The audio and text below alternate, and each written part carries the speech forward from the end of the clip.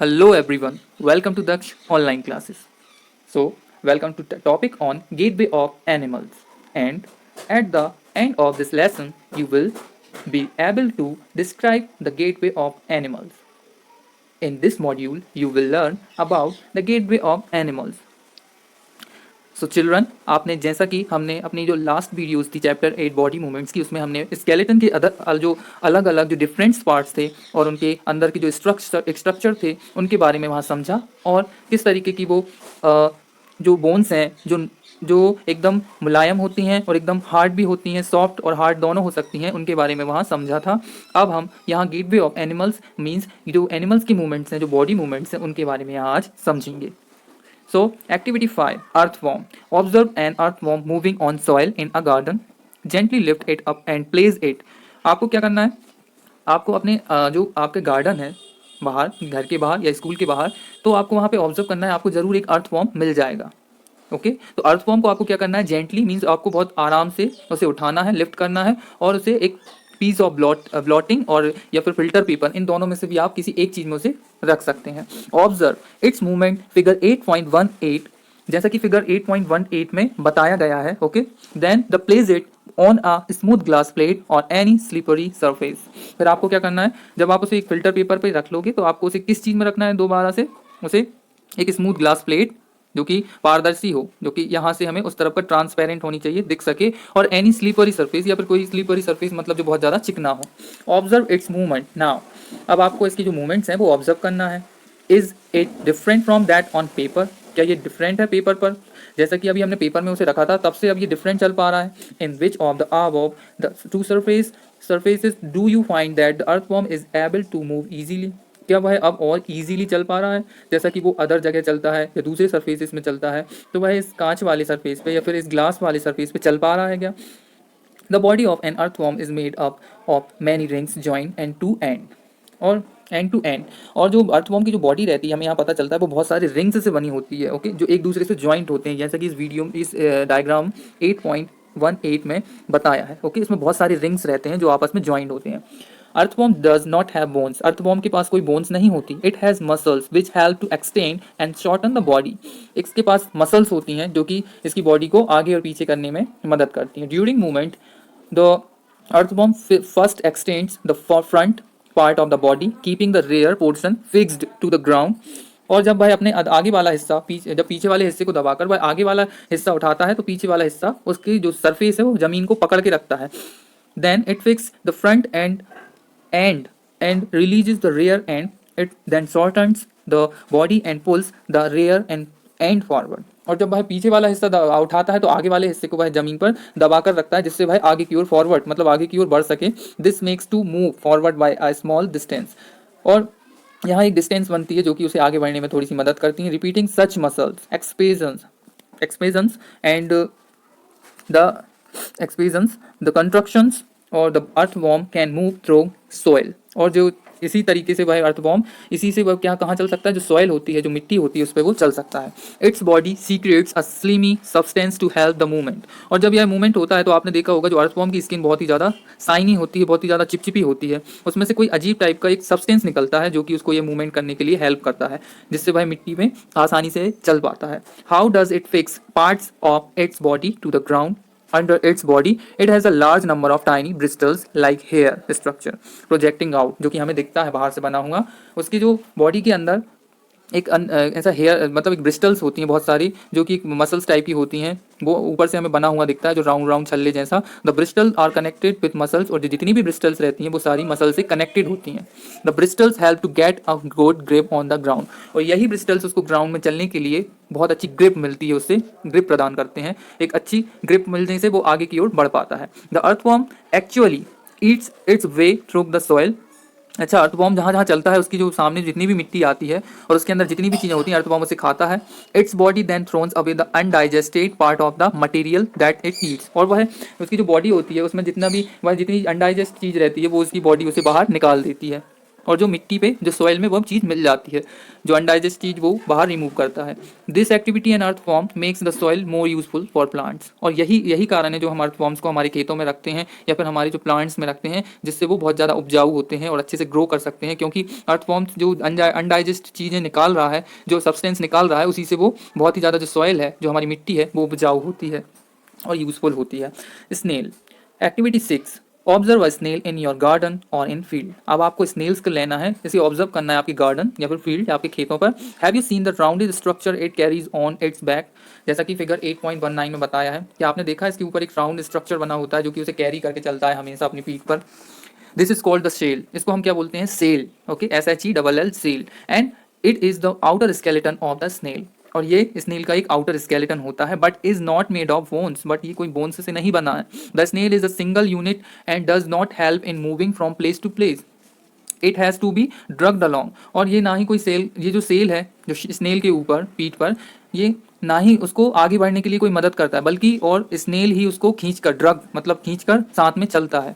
Place the snail on a glass plate और and watch it. अब आपको क्या करना है, स्नेल को एक ग्लास प्लेट पर लेना है और उसको देखना है व्हेन इट स्टार्ट्स मूविंग, और जब ये चलने लगेगा, carefully lift the glass plate along with the snail over your head, observe its movements from beneath. अब आपको क्या करना है, जब वह चलने लगेगा तो उस ग्लास प्लेट को इतना उठाना है कि आप उसकी अपने सिर से आंखों के ऊपर लाकर उसे देख सकें कि वह नीचे से क्या निकाल कर चल सकता है।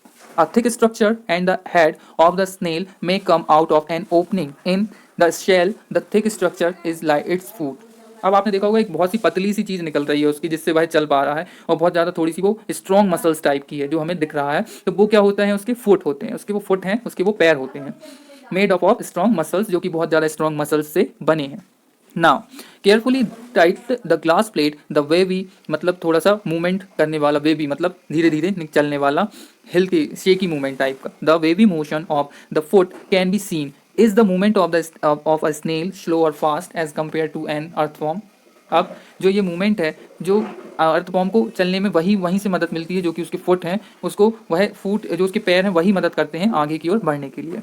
कॉकरोच। अब हम यहाँ कॉकरोच के बारे में समझेंगे। Activity 7, observe a cockroach, figure 8.20।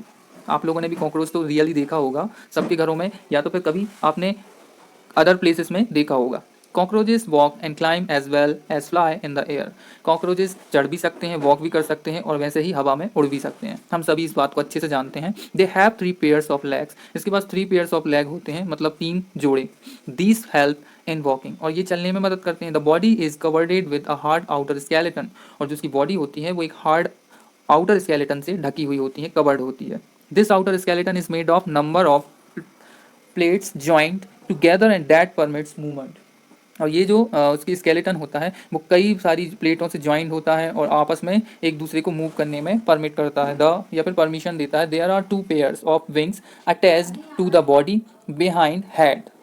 There are 2 pairs of wings, यहाँ पे 2 पेयर्स विंग्स के होते हैं, पंख होते हैं, जो कि उसकी बॉडी के पीछे की ओर, सिर के पीछे की ओर वाले हिस्से में अटैच्ड होते हैं। The cockroaches have distinct muscles, those near the legs move the legs for walking, the body muscles move the wings when the cockroaches flies. और जो लेग्स हैं जो कॉकरोचेस के, वो चलने में मदद करते हैं, और जो पीछे वाले जो पंख होते हैं वो the body muscles move the wings, और जो बॉडी के जो पीछे की मसल्स होते हैं जिनमें विंग्स होते हैं, जो कि विंग्स हैं, तो वो उसे उड़ने में मदद करते हैं। अब हम आते हैं वर्ड्स, मतलब वर्ड्स, सारे वर्ड्स इसी चीज़ में आ जाते हैं, उनका भी स्ट्रक्चर इसी टाइप से होगा। So words fly in the air and walk on the ground. हम भी जानते हैं, हम सभी जानते हैं कि जो वर्ड्स हैं, जो पक्षी होते हैं, ओके, तो वो उड़ भी सकते हैं हवा में और नीचे ग्राउंड पर चल भी सकते हैं। Some words like ducks and swans, यहाँ जो स्वान्स और डक्स हैं, also swim in the water, swim, और ये तो पानी में भी तैर सकते हैं। जो डक्स और जो स्वाइन्स होते हैं वो तो पानी में भी तैर सकते हैं और उड़ भी सकते हैं और चल भी सकते हैं ग्राउंड पर। The birds can fly because their bodies are well suited for flying. आप जो वर्ड्स हैं वो उड़ इसीलिए सकते हैं क्योंकि जो उनकी बॉडी है वो उड़ने में बहुत ही ज़्यादा सूटेबल होती है। Their bones are hollow and light, उनकी जो हड्डियाँ होती हैं, जो बोन्स होती हैं, वो बहुत ज़्यादा खोखली होती हैं और हल्की होती हैं। The bones of the hand limbs are tropical of walking and perching. The bony parts of the four limbs and modified as wings, और जो उनका पूरा का पूरा जो बॉडी स्ट्रक्चर है वो पीछे की ओर जो बोनी पार्ट्स होता है, जो फोर लिम्स और जो सब मॉडिफाइड रहता है, जैसे कि विंग्स हैं, वो विंग्स में मॉडिफाई रहता है। The shoulder bones are strong, और जो उसकी शोल्डर बोन्स हैं वो बहुत स्ट्रॉन्ग होती हैं, जिससे वो अपने पंखों को अच्छे से मूव कर पाते हैं। The breast bones are modified to hold muscles of flight which are use to move the wings up and down. और जो उनकी ब्रिस्ट बोन्स होती हैं वो किस चीज़ से मॉडिफाई होती है, मसल से, जो कि उनको अपने विंग्स को अप एंड डाउन करने में, जिससे वो उड़ सकते हैं, वो करने में मदद मिलती है। अब हम आते हैं फिश पर। सो activity 8, make a paper boat. आपको एक पेपर बोट बनानी है, एक नाव बनानी है। Put it in water and pose it with one narrow and Poynting forward. Figure 8.22 A. Did it go into the water easily. अब आपने एक बोट बनाई है यहाँ पे जो कि आगे से थोड़ी नैरो और पॉइंटिंग होगी, ठीक है। डिड यू, जैसे कि फिगर 8.22 में बताया है, आगे से नुकीली होनी चाहिए वो। Did it go into the water easily, क्या वो वाटर में इजीली जा पा रही है आगे की तरफ। Now hold the boat sideways. अब जो आपकी बोट का साइडवेज है, मतलब चौड़ा वाला भाग है, and push it into the water. अब आपको चौड़े वाले भाग से आपको बोट को आगे की ओर पुश करना है। कहाँ? पानी के अंदर, फ्रॉम द बोट साइड्स, जैसे कि एक्टिविटी 2.2 पर बताया है। Okay, are you able to make the boat move in water when you push it from the other side, this side. अब जो आप बोट को धक्का दे रहे हैं आगे की तरफ, क्या बोट आगे की ओर हो रही है चौड़े वाले भाग से? नहीं। ये हम भी जानते हैं कि बोट तो जो नुकीला भाग है वहीं से आगे की ओर, जो पॉइंटिंग वाला भाग है, जो नुकीला भाग है, वहीं से आगे की ओर बढ़ सकती है, और दूसरे चौड़े भाग से वह आगे की ओर नहीं बढ़ सकती, वह तो मूव भी नहीं करेगी। ऐसा क्यों होता है? सो अब हम यहाँ क्या देखेंगे? Have you notice that the shape of a boat is somewhat like a fish, जैसा कि फिगर 8.23 में बताया है। आप लोगों ने भी देखा है कि यही जो हमने शेप जो बोट को दिया है, वही shape same to same fish के पास है। तो ये जो हमने ये पाया कि जो शेप फिश का है वही बोट का है। The head and tail of the fish are smaller than the middle portion of the body tapers at both ends, this body shape is called streamlined. So जो इसका body पूरी की पूरी जो स्ट्रक्चर होता है फिश का, वो आगे की ओर से नुकीला और पीछे की ओर से भी नुकीला होता है, और एक शेप में होता है जिसे हम स्ट्रीम लाइन बोलेंगे। उसकी बॉडी का जो शेप होता है वो पूरा का पूरा स्ट्रीम लाइन, ओके, नुकीला आगे की ओर तरफ। The shape is such that water can flow around it easily and allow the fish to move in water. और जो इसका जो शेप होता है, जो मछली का जो फिश का जो शेप होता है, जैसे यह अलाउ कर देता है कि पानी में आसानी से इस तरीके से तैर सके, क्योंकि इसका शेप बहुत ही ज़्यादा नुकीला होता है। Skeleton of the fish is covered with strong muscles. और जो फिश का जो स्केलेटन है वो बहुत स्ट्रॉन्ग मसल से कवर्ड होता है। ड्यूरिंग स्विमिंग, जब वह तैरती है, muscles make the front part of the body curve to one side and the tail part swings towards the opposite side. और जब वह आगे की ओर जब तैरती है तो आगे वाला हिस्सा जब इस तरफ मुड़ता है, राइट की ओर मुड़ेगा। सपोज करती है कि अगर वो राइट की ओर मुड़ती है तो उसका जो पीछे वाली पूंछ टेल वाला हिस्सा है वो लेफ्ट की तरफ जाएगा, और अगर वो लेफ्ट की तरफ जाएगी तो उसका जो पीछे वाली जो पूंछ है, जो टेल वाला हिस्सा है, वो उसका राइट की तरफ जाएगा। इससे क्या होता है? उसे एक साइज मिलता है जिससे वो अपोजिट डायरेक्शन में उसका आगे पीछे की जो बॉडी है उसको बैलेंस करके आगे की ओर तेजी से चली जाती है। This fish forms a curve as shown in figure 8.24, जैसा कि 8.24 में बताया है। इस तरफ मुड़ा तो वो इस तरफ चला गया, इस तरफ मुड़ा तो वो इस तरफ चला गया। Then quickly the body and tail curve to the other side. This makes a jerk and pushes the body forward. A series of such jerks make the fish swims ahead. This is helped by the fins of the tail. और जो इस type की जो jerk होता है वो उसकी body को स्विम्स करने में बहुत ज़्यादा हेल्प करता है, और जो उसके पंख होते हैं वो इसको आसानी से कैच कर सकते हैं या फिर आगे की ओर मूव कर सकते हैं। Fish also have other fins on their bodies which mainly help to keep the balance of the body and keep to the direction while swimming. जो फिश होती है उसको अदर बहुत सारे अदर अलग से भी पंख होते हैं, छोटे छोटे, आप लोगों ने देखे होंगे बड़े पंखों के अलावा। तो वो क्या करते हैं, उनको हेल्प इसमें चीज़ में करते हैं, मेन हेल्प वो इस चीज़ में करते हैं कि ताकि जो फिश है वो अपना डायरेक्शन सही दिशा का निर्धारण कर सके, सही जगह जा सके वो जहाँ जाना चाहती है, और उसको जो बैलेंस है उसकी बॉडी का वो बना रहे, कहाँ? वाटर के अंदर, जब वह तैरती है व्हाइल स्विमिंग।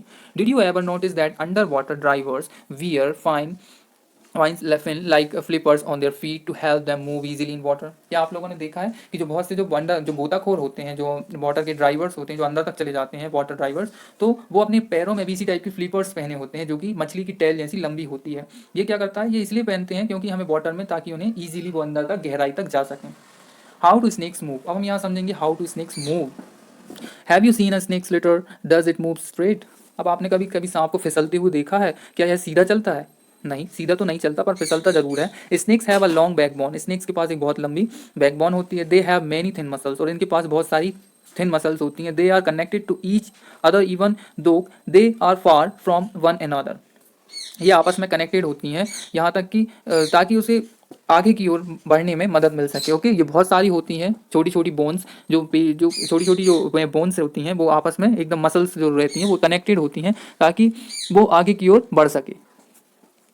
और यहाँ पे जो muscles also interconnected the bones ribs and skin, और जो बोन्स मसल्स होती हैं वो किससे भी कनेक्टेड होती हैं, इंटरकनेक्टेड होती हैं अंदर से, बैकबोन से, रिब्स से और स्किन से। ओके, ताकि उसकी आपने देखा होगा जब स्नेक चलता है तो स्किन भी मूव करती है।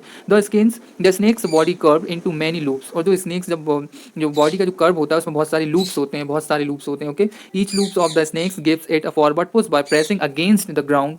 अब जब स्नेक्स आगे की ओर चलता है तो उसकी जो जितने भी जो बॉडी लूप्स हैं वो पूरे के पूरे मूव करते हैं, since this it's long body makes many loops. और जब वह चलता है तो बहुत सारे लूप्स बनते हैं, गोल गोल चल रहे, and each loop gives it this push. The snakes move forward very fast and not a straight line.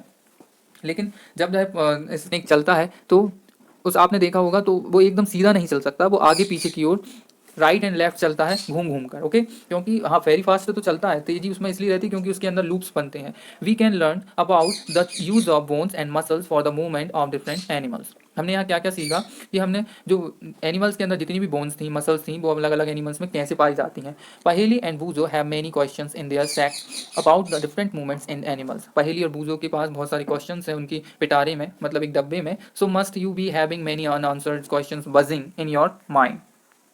तो ऑफकोर्स ऑब्वियसली आपके भी माइंड में बहुत सारे क्वेश्चन चल रहे होंगे जो कि आपको परेशान कर रहे होंगे कि और भी ऐसी क्या चीज़ें हैं जो एनिमल्स में पाई जाती हैं। The ancient Greek philosopher Aristotle in his book gait of animals asked himself this question. एक बहुत अच्छे फिलोसोफर हैं जो कि प्राचीन के एंसाइंट इन टाइम के हैं, जो ग्रीक फिलोसोफर हैं आर्चिस्टॉयल, उन्होंने अपनी बुक गेट ऑफ एनिमल्स में भी यही क्वेश्चन अपने आप से किए, हिमसेल्फ उन्हीं से अपने आप से किए हैं। Why do different animals have the body parts that they do have, and how do these body parts help animals to move the way they do.